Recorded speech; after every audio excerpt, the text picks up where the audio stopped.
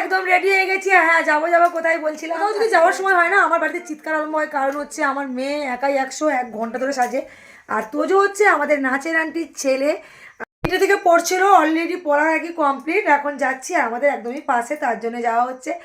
আর সবাই দেখতে থাকবো সব কিছুটাই আর কি কি করতে চলি। ও কত রেডি দেখি, ঠান্ডা কেমন পড়েছে আগে বলো। ঠান্ডা লাগছিল না, এখন লাগছে কেন?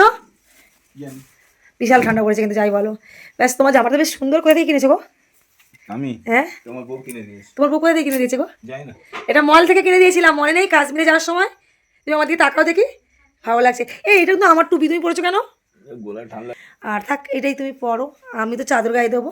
আর চলো এখন বেরিয়ে পড়ি, দোয়েলের কিন্তু এখনো রেডি হয়নি, ও অনেকক্ষণ চরে কচি চুল আমাকে ব্র্যান্ড কত দিয়েছিস করে? তুই কখন সাজিস? আসে দেখি ঝগড়া করে যাচ্ছে আন্টি বসেই আছে তো। জন্মদিনে কত সাজে, বিয়ে বাড়ির জন্মদিন ও সব একদিন শ্রাদ্ধ বাড়ি, বিয়েতে আমি সারা কাটাতে ড্রেস পরে না না ও শ্রাদ্ধ বাড়িতে যা সাজে বিয়ে বাড়িতে তাই সাজে, জন্মদিনে সাজে। বাড়িতে যাই আরে না সে আন্টি বারবার বলছে তারা বসে আছে, ও সবসময় একই লুক। আচ্ছা তুই ওখানে যখন ছটপট করবি তখন তো তোর ক্লিপটা এটা চুলে দেখে যাবে। তোকে ছাটপাট করব না, খেয়ে চলে আসবো। খেয়ে দিলে একটা ক্লিপ অন্তত দিয়ে ভালো লাগছে। আমি ক্লিপ আমি নিয়ে চলে হাতে করে ওই ক্লিপটা নিয়ে করব, ওইটা নিয়ে দে ওই চলো এই গিফটটা নাও গো, গিফট নাও গিফট নাও, আমরা খালি কুটুম বাড়ি চলে যাই গিফট বাদে। আর ওদিক দিয়ে অমৃতার মা আসছে। হ্যাঁ চলো চলো। দেখো মনে হচ্ছে আমি কাছে এসেছি।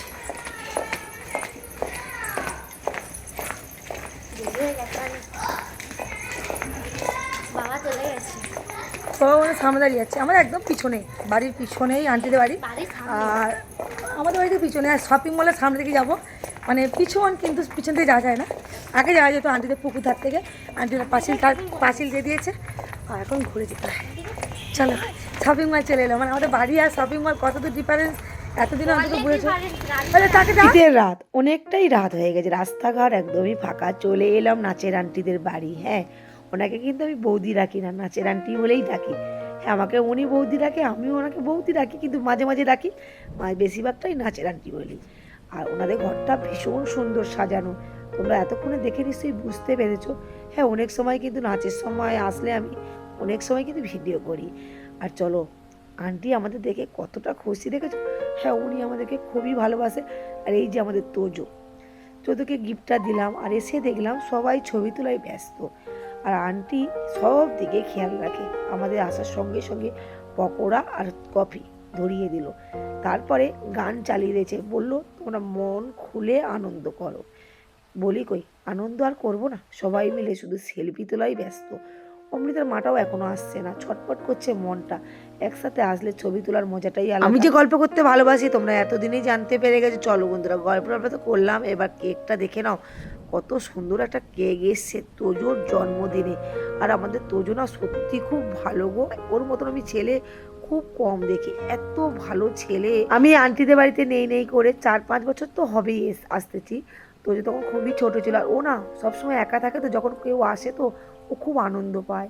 হ্যাঁ ও যে আজকে কতটা আনন্দ পাচ্ছে আমরাই ওকে দেখছি আর ভাবছি সত্যিকারে, মানে ও একা থাকে, ওর যদি আরেকটা ভাই বোন হতো মানে ও আরও একটু মানে সময় কাটাতো তাদের সঙ্গে, ও একাই পড়ে গেছে বেচারি ব্র্যাডলার, যাই পারে হোক।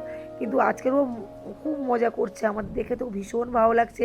আর এই যে ওর মা আর ওর বাবা, মানে আন্টি আর দাদা আর তোজো, ওদের তিনজনকে কেমন লাগছে অবশ্যই কমেন্ট বক্সে জানাবে। তোজো প্রথমে তার বন্ধুদের সঙ্গে ছবি তুলে নিল। সত্যি বললাম না, অন্য বাড়িতে জন্মদিন বাড়ি বা অনেক জায়গায় যাই, কিন্তু এতটা আনন্দ আমরা করতে পারি না। এবার আমাদের পালা, মানে মেয়েদের পালা, মানে বলো না আন্টি সব দিকে খেয়াল রাখে, এরকম খেয়াল আমি হট করে কাউকে দেখি না, আমি বলো আমিও না, কিন্তু সত্যিকারে আন্টি সব দিকে খেয়াল, কাকে কখন ছবি তুলতে হবে, কে কোথায় দাঁড়াবে সব জানে। এবার দেখো পালা পড়েছে সব ছেলেদের, মানে কর্তাদের। আমার বরকে তো তোমরা দেখেই বুঝতে পারছো, সত্যি আমার খুব ভালো লাগছে। আর আন্টিদের বাড়িতে আমরা অনেকবারই গেছি অনুষ্ঠানে, যতবার যাই ততবারই সত্যিকারে মানে গেলে না মনে হয় যেন আরও যাই, সত্যি খুব ভালো লাগে। আন্টি কিন্তু সবসময় আমাদেরকে ডাকে, কিন্তু যাওয়া হয়ে ওঠে না কাজের জন্য। আর তোজো দেখো কতটা খুশি হচ্ছে, দেখে তো ভীষণ ভালো লাগছে।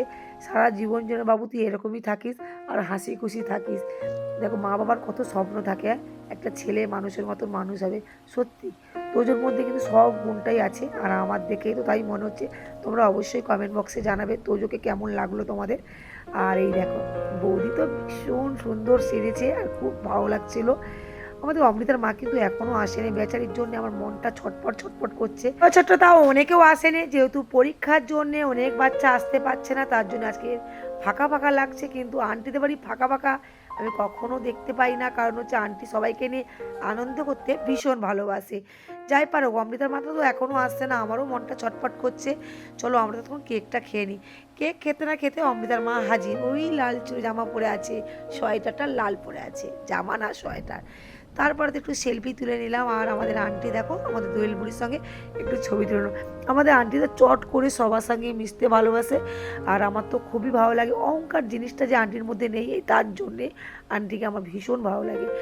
এইবার পালা হচ্ছে আমাদের খাওয়া দাওয়ার। চলো বন্ধুরা, রাত 10টা বেজে গেছে, এবার তো বাড়ির পথে যেতে হবে, যেহেতু দোয়েলের কালকে পরিবেশ পরীক্ষা। তোমরা হয়তো বলবে যে পরীক্ষা তাও তুমি গেছো কেন? আমার মেয়ে কিন্তু আজকে শ্রাদ্ধ বাড়িতে যায়নি, আমাদের দুপুরবেলা শ্রাদ্ধ বাড়ি ছিল, তোমার দাদা ভাই আর আমি গেছিলাম। তোমরা সেই ব্লগটা দেখলে নিশ্চয়ই বুঝতে পারবে। তার জন্য ও কিন্তু একদম স্কুল থেকে এসেই পড়তে বসে পড়েছিল, পুরো 8টা পর্যন্ত পড়ার পরেই কিন্তু আমি গেছিলাম। আর ওকে বলেছিলাম তোর কি রেডি হয়ে গেছে পড়া? বলে হ্যাঁ। তারপরে এসে আবার রাত্রিবেলা একটু বই দেখবে, আমাকে বলেই দিয়েছিল। গল্প করতে করতে কিন্তু খাবার মেনুটা অলরেডি চলে যাচ্ছে, তোমরা দেখতে পাচ্ছ। হ্যাঁ, পনির পাসিন্দা হয়েছিল, মটন হয়েছিল, সন্তি পোলাওটা ছিল সেই লেভেলে, একদম খুবই সুন্দর।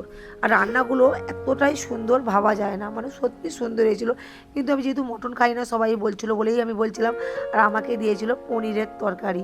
তোমরা আবার ভেবো না এই কটা হয়েছিল, চাটনি হয়েছিল, পাঁপড় হয়েছিল, বড় বড় রাজভোগ। খাওয়া দাওয়াটা খুব সুন্দর হয়েছে। এবার বাড়ির পথে রওনা দিতে হবে। এবার ঠান্ডায় দেখো সব চাদরটা গায়ে দিয়ে নিয়েছি, আর বেশি বেশি বেশি বেশি করে ভালোবাসা দিয়ে। চলো আমরা এবার চলে যাচ্ছি। আন্টিদের ঘরটা খুব সুন্দর করে সাজানো, এটা হচ্ছে তোজোর ঘর। তোজোর ঘরটাও খুব সুন্দর করে সাজিয়েছে কিছুদিন আগে। তোমরা যদি অবশ্যই কমেন্ট করো, আন্টিদের ঘরটা একদিনকে ঘুরে তোমাদেরকে দেখিয়ে দেবো। চলো চলে যাচ্ছি, কালকে কালকে না পরশু দিন ব্লগটা পাবে।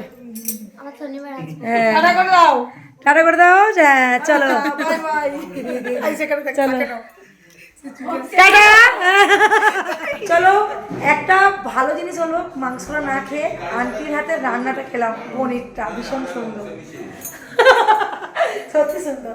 চলো, আমরা যখন নাচের ক্লাসে আসতাম না, মানে সেই দিনটা নাচটা যে কেমন হতো ভগবানই জানে। আমাদের হাসিটা দেখে নিশ্চয়ই বুঝতে পারছো, আমরা ওই রকমই করি, খুবই মজা করি। আর 31শে ডিসেম্বর আমরা কিন্তু যাবো সবাই বকখালি আন্টির সঙ্গে।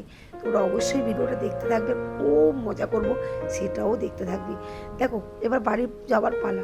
আমফান বায়না জুড়েছে বেলুন না দিলে বাড়ি যাবে না। হ্যাঁ, দুটো তো বেলুন নিল, বেলুনটা কতক্ষণ থাকে সেটাও দেখতে থাকতে হবে। আর আজকের ভিডিওটা এখানেই অফ করলাম, কালকে আবার সুন্দর একটা ভিডিও আসবে। টাটা।